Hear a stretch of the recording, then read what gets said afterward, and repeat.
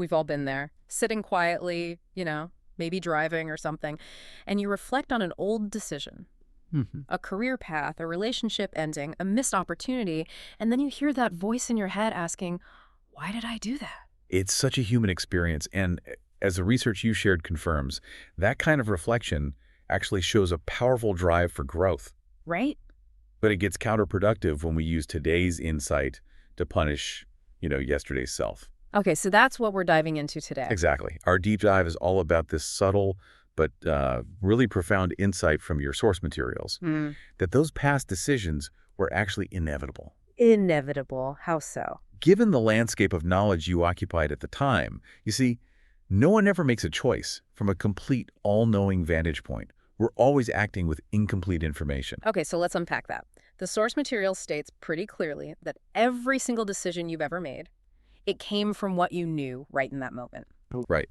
And that includes everything, your experiences, your fears, your beliefs, and the simple fact that you just didn't have all the information yet. What's fascinating is the implication of that. You literally could not choose using knowledge you hadn't learned yet. Precisely.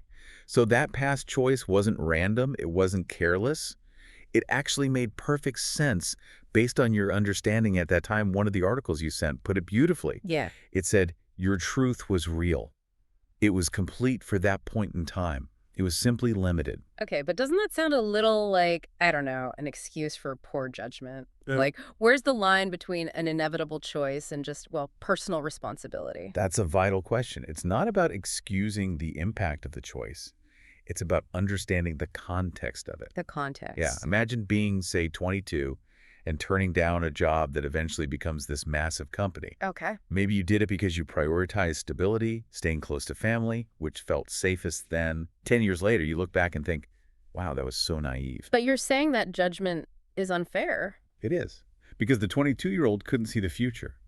The only data they had was the very real, very present need for stability. So this is where the harsh self-judgment comes in. We're using today's full picture to criticize yesterday's limited awareness. Exactly. It's like blaming a first grader for not being able to solve advanced calculus. It's not a fair fight. Not at all. Understanding only comes after the experience, not Yeah. before. And this is why that harsh self-judgment is so debilitating. It just traps us Traps us how? in a loop. You're wishing you could violate the laws of learning. But compassion recognizes that confusion is a necessary step to get to clarity. So the mistakes aren't a sign that something went wrong. They're the opposite. Yeah. They are the unavoidable educational steps that make wisdom possible. You can't skip them. Okay, so if we accept this, that perfect choices were impossible back then because we were working with incomplete data, then what is life about if it's not about making the perfect choices? I think if we connect this to the bigger picture, life becomes less about perfecting the choices and more about choosing to learn from why we made them. Okay. Think about it. Two people can make the exact same mistake. One of them gets stronger and more thoughtful by asking, why did I choose that? What was my limited information and what can it teach me? And the other person. They just stay stuck on the outcome, just focused on the regret. Which brings us to acceptance. The sources are really clear that acceptance is not resignation. It's not just approving of every decision. No, acceptance is clarity.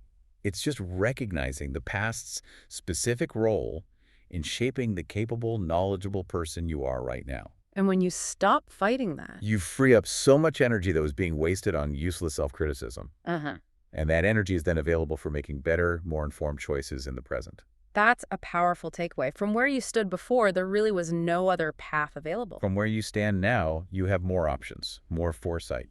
And that simply means you learned. So wisdom isn't about avoiding all the wrong choices. Not at all.